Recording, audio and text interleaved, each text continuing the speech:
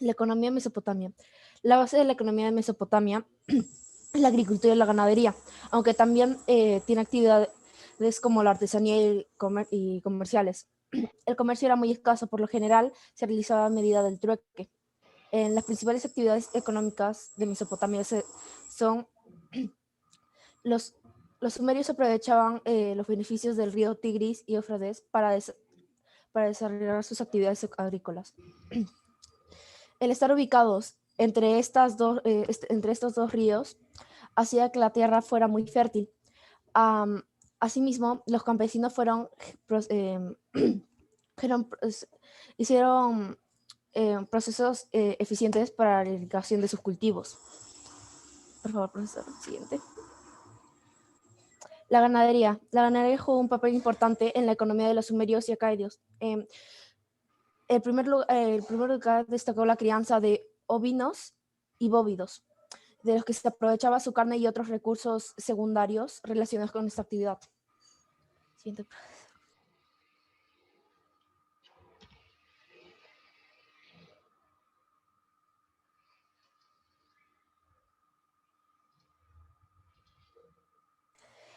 El comercio.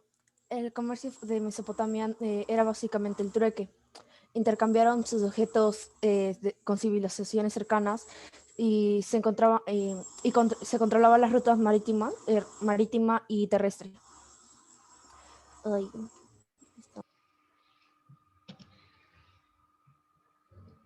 La artesanía. De manera similar, la artesanía era otra rama de la actividad económica de Mesopotamia. Eh, Muy importante. Entre los productos artesanales se encontraban los tejidos elaborados con la lana de las ovejas que criaban, elaboraban culturas de madera, hicieron curtidos de pieles, fabricaron objetos de metal, cerámica, hicieron tallas de arcilla conocidas donde estaban estampados sus escritos.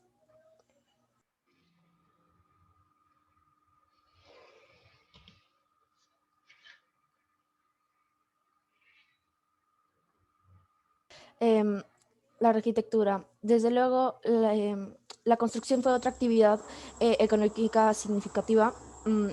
Sus obras que, de construcción ayudaron en el proceso de la región, especialmente los sistemas de riego controlado y edificación de diques, canales y presas. Por otro lado, dedicaron a la construcción de barcos de vela, donde eran empleados para transporte y comercio.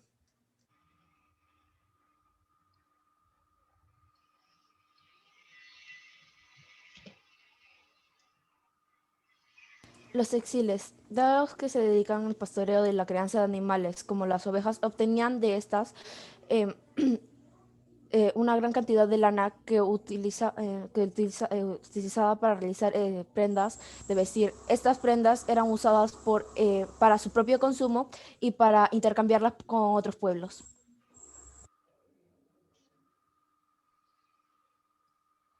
Este era un intermediario entre Dios y el pueblo, ya que se decía que desde su templo llamado el Sigurat podía dialogar con Dios y así mantener un gobierno. El patesí tenía la autoridad máxima y tenía poder absoluto. Sin embargo, no era considerado un dios como entre los egipcios. Este mantenía un gobierno teocrático. Ahora, ¿cómo era la política en la antigua Mesopotamia? Respecto a la organización política y social, se formaba por una monarquía con un rey con los máximos poderes que incluso se consideraban descendientes de los dioses. A esta estructura social le seguían sacerdotes, escribanos, comerciantes y esclavos. No existía la propiedad privada, ya que los terrenos adyacentes al templo Sigurat eran pertenecientes a Dios. Su principal riqueza era la agricultura, por lo que las autoridades tenían estricto control sobre los canales y reparto de las aguas. Antiguamente se practicaba la escritura cuneiforme. Los que principalmente conocían esta escritura eran los escribanos. Esta escritura surgió a partir de la necesidad de poder contabilizar bienes y transacciones.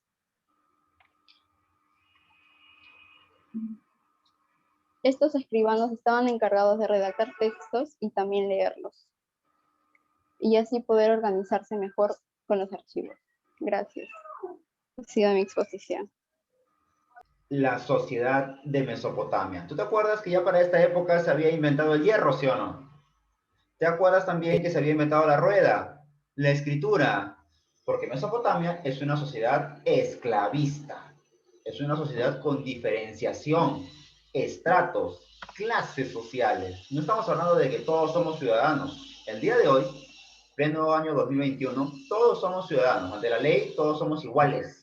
Hombre, mujer, niño, ya sea de diferente color, diferentes características faciales, diferente religión. El día de hoy todos somos iguales ante la ley. Hay un término, ciudadanos nos llaman, pero en esta época no existe ese término.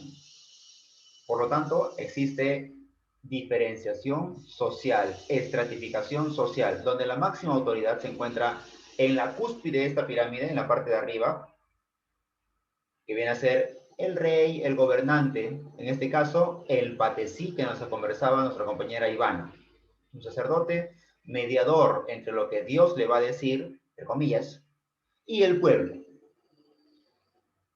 Acá se habla de una monarquía absoluta. ¿Por qué absoluta? Porque tiene todos los poderes.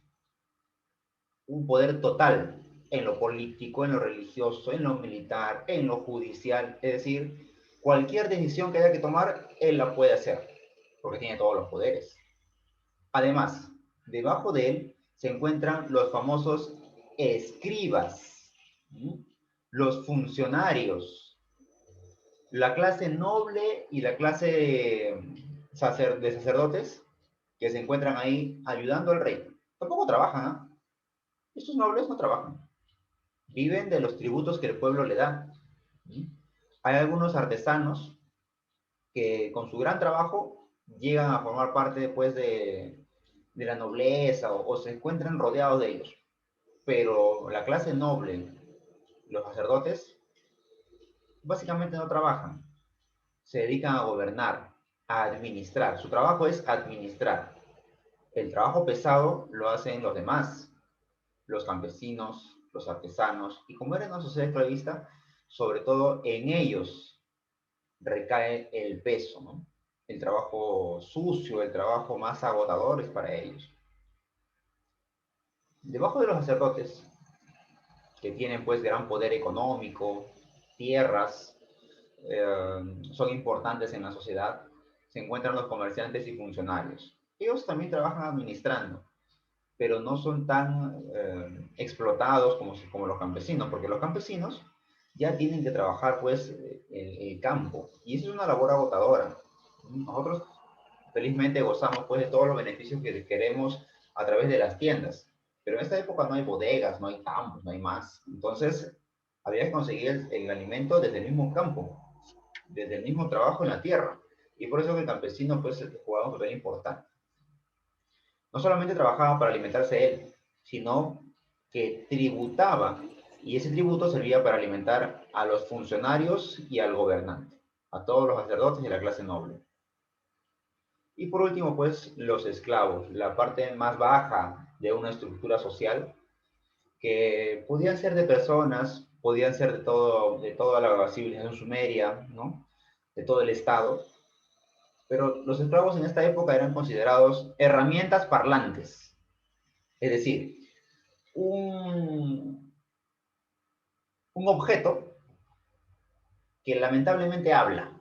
Si no hablara el esclavo sería mejor, pero lamentablemente habla, entonces ese esclavo no tiene derechos, no tiene beneficios, lo pueden vender, lo pueden azotar, lo pueden torturar, pueden jugar con el esclavo, porque no tiene derechos, es un objeto. Tú agarras un objeto y te pones a jugar con tu regla, con tu plumón, con tu celular, tú juegas. Lo vendes, lo botas, lo rompes, ya. Así era un esclavo. Era una cosa. La única diferencia es que hablaba. No lo consideraban como ser humano.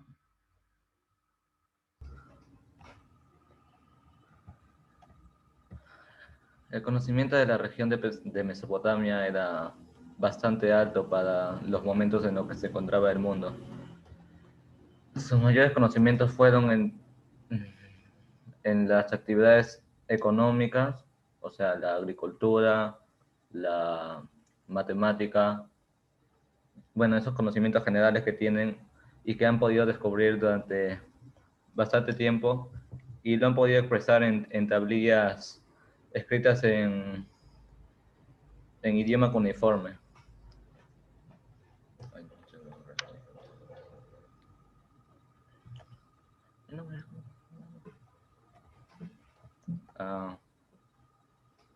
Ahí vemos cómo pueden desarrollar sus construcciones. Ahí eran cómo elaboraban o hacían los bocetos para construir los zigurats. Y ese era el abecedario que usaban en esos tiempos.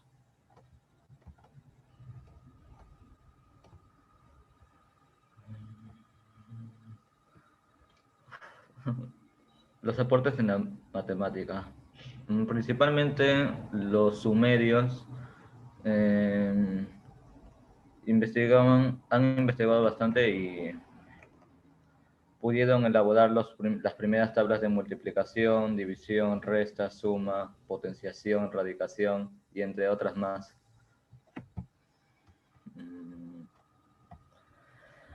También elaboraron el sistema sexagesimal. En ese sistema se hacía la base era 60 y particularmente se servía para medir los grados, las medidas que se tomaban y las principales mediciones eran los grados, que se simbolizaban con una bolita, los metros, los minutos, que se simbolizaban con un palito, y los segundos, que se simbolizaban con dos palitos. Y para la medición del tiempo se usaban la hora como principal, simbolizado por una H, los minutos simbolizados por una M, y los segundos simbolizados por una S. Los aportes en astronomía han sido bastantes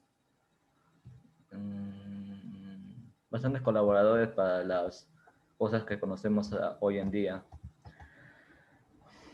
Antes, todas las personas de Mesopotamia pensaban que la Tierra era un plano fijo, en el que todo el universo se movía alrededor de la Tierra. Sin embargo, encontraron luego que habían 5 astros que se movían en forma no dirigida en el centro de la Tierra. A estos 5 astros los llamaron Mercurio, Marte, Júpiter, Venus y Saturno. A cada uno se les denominó estos nombres en representación a sus dioses. Y luego a estos planetas se les denominó a los nombres de los días que hoy conocemos.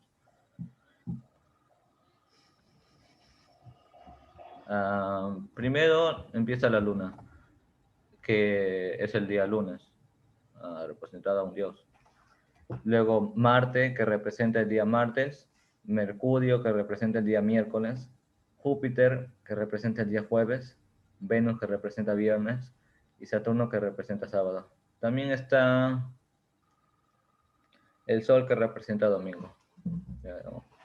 Esos son los planetas que se han descubierto hasta el momento.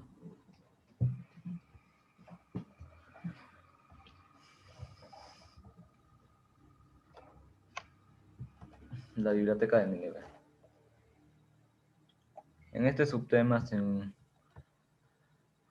a mediados del siglo XIX, un arqueólogo fascinado por la historia que guardaba Mesopotamia, se puso a investigar en una gran montaña de arena, que según él había un gran tesoro debajo de ella. Entonces consiguió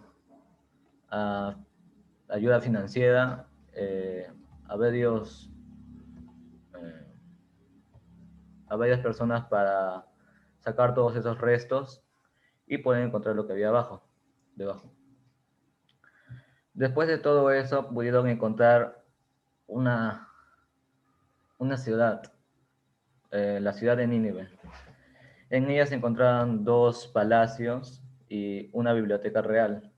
En esa biblioteca real se encontraron varias tablillas escritas con idioma cuneiforme. Más de 20.000 tablillas se hallaban en esa biblioteca real. Varias de esas estatuillas explicaban cómo eran las antidiodes o las otras civilizaciones que ellos conocían. Otras muestran cómo era la fauna y la flora que había en ese entonces. Y otros sobre textos religiosos, textos mensajeros hacia los reyes. Y algunos de los más importantes son sobre las historias fabulosas, heroicas que hacía el rey Gilgamesh. Ese rey en realidad buscaba la inmortalidad.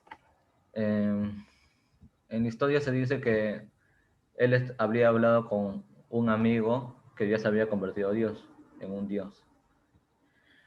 Ese amigo le dijo que para que sea Dios tenía que salvar a toda una población o su misma ciudad de una inundación para que se convierta en Dios. Pero al final fue fusilado, fue asesinado, si no me equivoco. Y ahí termina mi presentación, profe.